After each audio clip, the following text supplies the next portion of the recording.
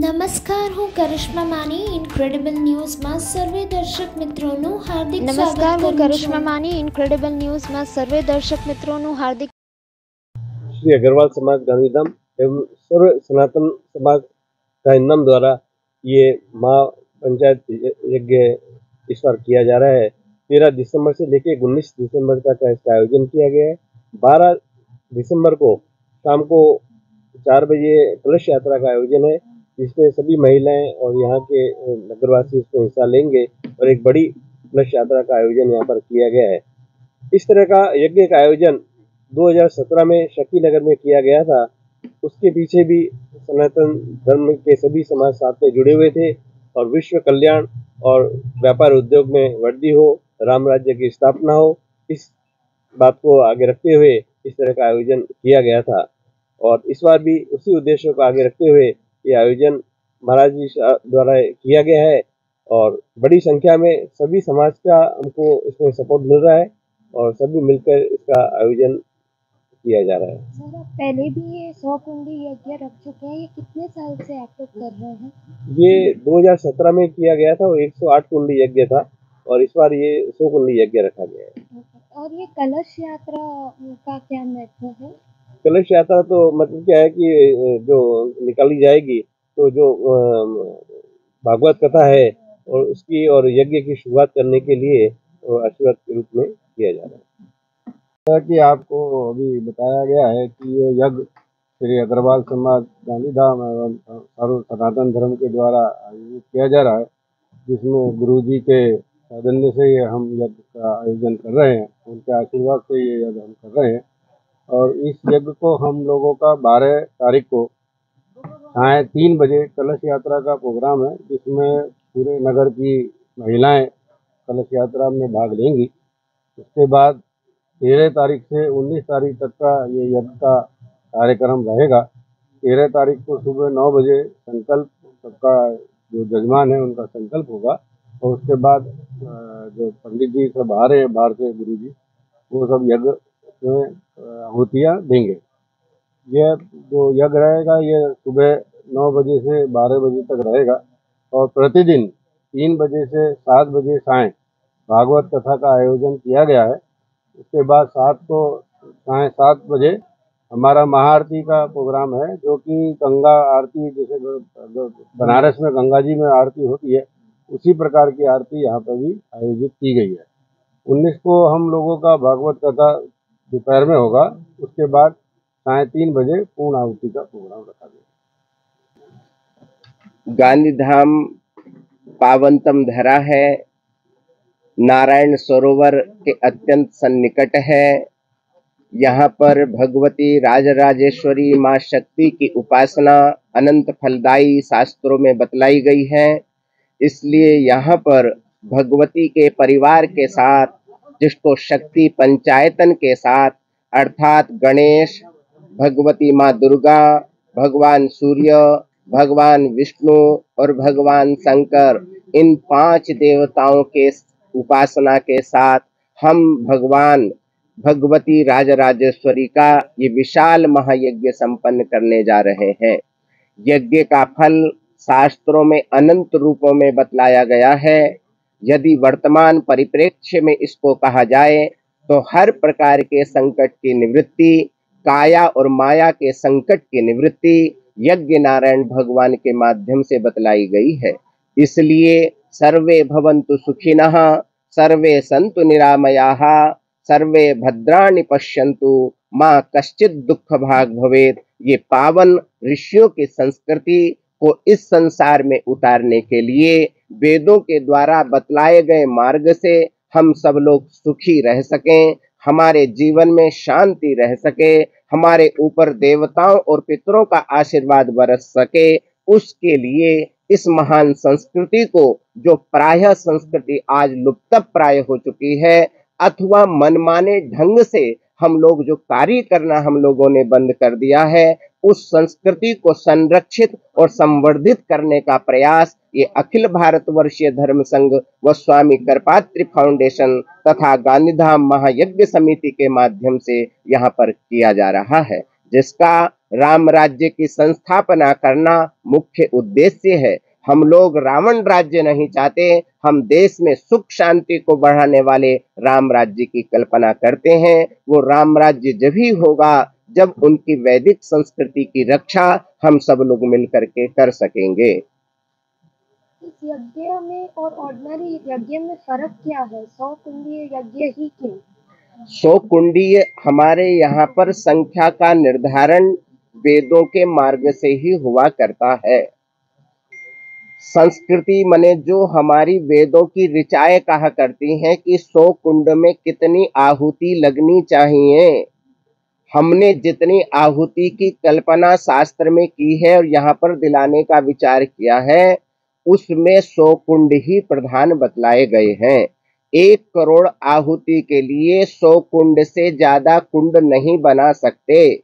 यदि हम बनाते हैं तो वो आचरण मनमाना आचरण हो जाएगा। बाबा जी के ऊपर कोई भी देश का विद्वान अंगुली रख देगा।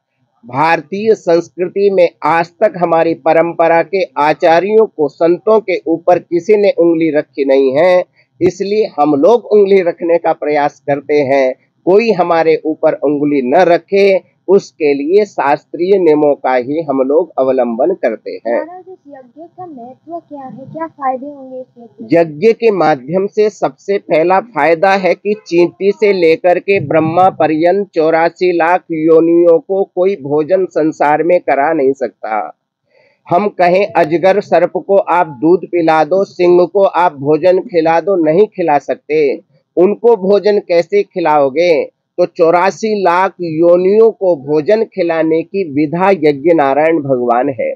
क्योंकि इंद्रदेव भगवान जब वर्षा करेंगे, वृष्टि करेंगे, तो उन लोगों का आहार विहार की भी कल्पना भगवान करेंगे। उनको भी सुगमता पूर्वक भोजन प्राप्त हो सकेगा।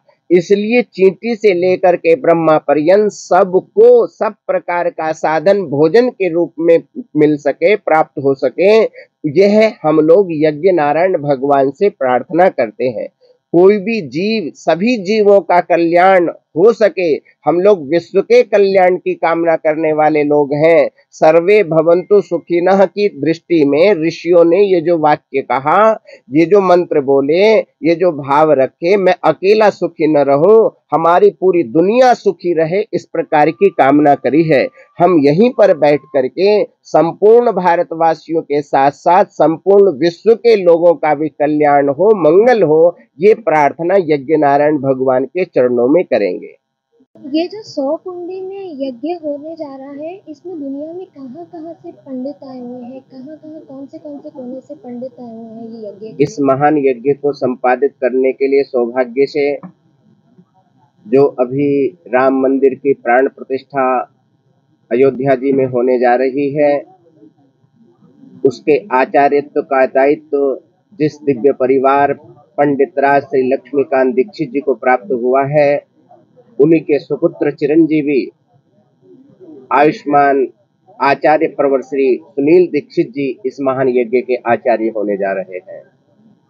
उन्हीं का पूरा परिकर काशी, प्रयाग, अयोध्या, मथुरा, हरिद्वार, नैमिषारण्य आदि पवित्र स्थलों से यहाँ पर 400 विद्वान पधार रहे हैं, जिसमें 300 वैदिक विद्वानों के द्वारा ये महान यज्ञ स्वाहा के रूप में संपादित होगा और 108 विद्वानों के द्वारा श्रीमद् भागवत के अष्टोत्तर शतमने 108 विद्वान श्रीमद् भागवत कथा का मूल पारायण करेंगे, जो कि अभी तक गांधीधाम के इतिहास में ये प्रथम अनूठा कार्य है। इस अनूठे कार्य से इस गांधीधाम मने कच्छ की जो स्थिति होगी वो बहुत आनंददायक बन सकेगी। इस प्रकार से पूरे तीर्थों के साथ में यहाँ पर विद्वान उपस्थित हो रहे हैं। उन सबका सहयोग हमारे मूल गांधीधाम से भी हमने विद्वान लिए हैं। इस प्रकार से इस कार्यक्रम की रूपरेखा होगी। 1998 में परम पूज्य गुरुदेव भगवान पूज्य श्री प्रबल जी महाराज का आगमन चातुर्मास्य कार्यक्रम में गांधीधाम में हुआ था। उस समय यहाँ की भौतिक स्थिति दूसरे प्रकार से थी, परंतु शक्ति नगर ग्राउंड के अंदर उन महापुरुष ने अपने कर कमलों से एक भूमि पूजन का क्रम संपादित कर दिया था।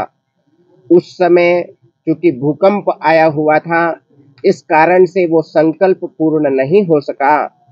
2017 में उसी क्रम के अंतर्गत जब हमारा चातुर्मास्य गांधीधाम के अंदर गोल्डन पार्क में हुआ, उस समय यज्ञ की एक भूमिका बनी। तो केपीटी ग्राउंड को हम लोगों ने पहले चुना, लेकिन हम राजस्थान के अंदर एक दूसरा यज्ञ संपादित कर रहे थे। उस समय आकस्मिक भगवती ने कहा नहीं नहीं, केपीटी ग्राउंड को नहीं चुनना है। 20 साल पहले जो पूज्य गुरुदेव भगवान जिस पावनतम स्थल पर संकल्प करके चले गए हैं, उस स्थल का चयन अपने आप बीच से निकल करके आ गया। शक्ति ग्राउंड को चुना गया और उसी शक्ति ग्राउंड में हम तो यद्यपि शांत थे, हमने इस बात को किसी को बतलाया नहीं था, परंतु जिन महापुरुष के घर पर महाराजा श्री निवास कर रहे थे मानसत्ता परिवार, आज तो वो भुज में रह रहा है, उस मानसत्ता परिवार के अजित भाई यहाँ पर उपस्थित हुए। उन्होंने सकल हमारी कमेटी को बतलाया, बोले ये कोई साधारण बात नहीं है। यहाँ पर 20 साल पहले पूज्य गुरुदेव भगवान ने संकल्प किया था, उसी संकल्प को पूर्ण करने के लिए ये महान यज्ञ स्थली के रूप में स्थान को चयन किया जा रहा है। और वही वहां पर यज्ञ हुआ, बड़े आनंद के साथ में सब लोगों ने उमंग उल्लास उत्साह के साथ में उस यज्ञ को पूर्ण किया। तो यज्ञ नारायण भगवान स्थल का चयन स्वयं कर लिया करते, हमारे चाहने से नहीं होता, वो स्वयं चयन कर लिया करते हैं कि किस स्थल पर यज्ञ नारायण भगवान होंगे, तो किस प्रकार से उसकी आनंद की वर्षा का अनुभव हम लोग कर सकेंगे। हर हर महादेव। परम आत्मा, परम धाम निवासी, पतित पावन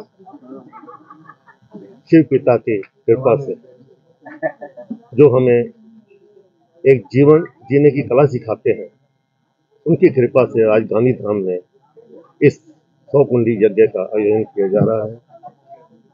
कोई भी आयोजन मनुष्य की चाहत से नहीं होता, जब तक उसमें परम पिता परमात्मा का संकल्प ना हो। तो हम कोई भी कार्य करते हैं, सबसे पहला संकल्प यही रखते हैं कि हम रिक्वेस्ट करते हैं परम पिता परमात्मा को कि हमारा यह संकल्प हम रख रहे हैं, बशर्ते कि संकल्प शुद्ध हो, किसी को हानिकारक नहीं हो, सबके लिए लाभदायक। तो जब हम ऐसा संकल्प परमात्मा के आगे रखते हैं तो हम बच्चों की वो जरूर सुनता है, और जब वो सुनता है तो जो जो प्राप्तियां हमें उस चीज से होती हैं, क्योंकि देने वाला वही है, ज्ञान का सागर वही है, सुख का सागर भी है, आनंद का सागर भी है, पवित्रता का सागर भी है। तो जब हम सब प्राप्तियां उनसे होती हैं, सब गुण संपन्न भी वही है, अगर हमारे पास भेजते हैं, तो मैं आज उनकी कृपा से, उनके आदेश से जो गुरुजी यहाँ पर पधारे हैं और वो इस यज्ञ को संपन्न करने के लिए उन्होंने यहाँ पे जो बीड़ा उठाया है, उसके लिए मैं परमपिता परमात्मा का बहुत बहुत धन्यवाद करता हूँ कि आज हमें उन्होंने यहाँ पर इस गांधीधाम में ऐसा यज्ञ करने का आयोजन कराया है, जिससे सर्व नागरिकों को और सर्व आत्माओं को उसका लाभ मिले। हर आत्मा सुखी रहे, हेल्दी रहे, हैप्पी रहे, खुश रहे।